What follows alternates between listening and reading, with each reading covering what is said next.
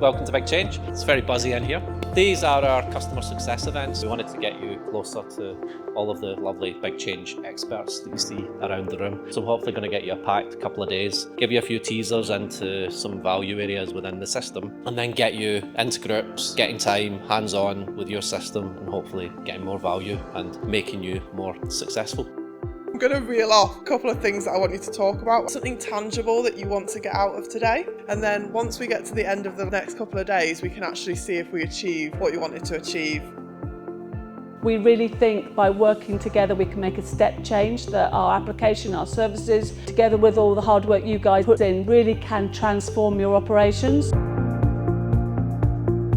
We've been using BigChange for 8 years and we've seen it develop over that time, and what we've found is to get it to do what we want it to do it's making a difference for us at the moment. Here to meet with other companies in the hire industry, using the system, see what we can do to work together and get more from sharing ideas and benefit from the system. It's great to meet up with other businesses using the system similar to how we work or can work, and all suggesting different ideas.